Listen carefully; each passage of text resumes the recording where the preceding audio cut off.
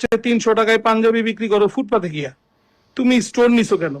আরে ভাই, আমার কস্টিং পরে 240 টাকা, আমি 60 টাকা মুনাফা, এটা তো আমি হালাল ভাবে করতেছি, বরং আমার কাছে মনে হয় আরো 10 টাকা কমায় দিলে মনে হয় ভালো হয়।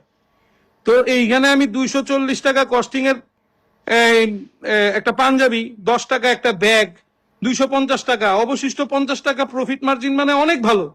তা আমি এর চেয়ে বেশি সেল করব কেন? আমার কেয়ামতের দিন তো আল্লাহর কাছে জবাবদিহি করতে হবে। আর সময় এই যে নবীন ফ্যাশনের নবীন ভাই, উনি কিন্তু কালকে সংবাদ সম্মেলন করে বলছে সিংহের মতো বাঁচতে চাই, তবে সিন্ডিকেটের হাতে গুলি খেয়ে মরতে চাই না, আমার বাচ্চা আছে। হাদির কথা মনে পড়ে? সবাই আমি ভিডিও ছাড়লেই বলেন না হাদি কি করছে, হাদিরে গুলি করার যথেষ্ট কারণ আছে। হ্যাঁ, কারণ আছে, কি জানেন? মুখ বন্ধ করে দেওয়া।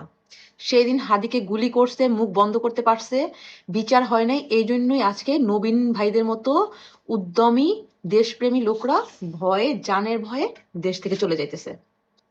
যারা ভয়টা পাওয়াইতে চাইছে সাধারণ জনগণকে, তারা সাকসেস। কারণ বিচারটা তো হয় নাই, হাদি ভাইয়ের তো বিচারটা হয় নাই।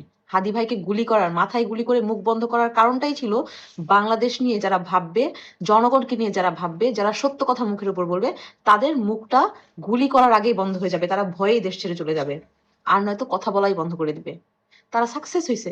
এই যে আজকে নবীন ভাই, যে কিনা 1500 টাকার পাঞ্জাবি 300 টাকায়, 600 টাকায়, 500 টাকায় সেল করে, কারণ তার বেশি প্রফিট দরকার নাই।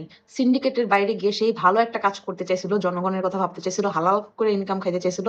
সে এখন মৃত্যু ভয়ে, বাচ্চাদের মৃত্যু ভয়ে, নিজের মৃত্যু ভয়ে, হাদি ভাইয়ের কথা স্মরণ কইরা, যে সত্য কথা বললে, সত্য কাজ করলে তো গুলি খাইতে হয়, সেই জন্য সে দেশ ছাড়াই চলে যেতেছে। ভালো না? সুন্দর না?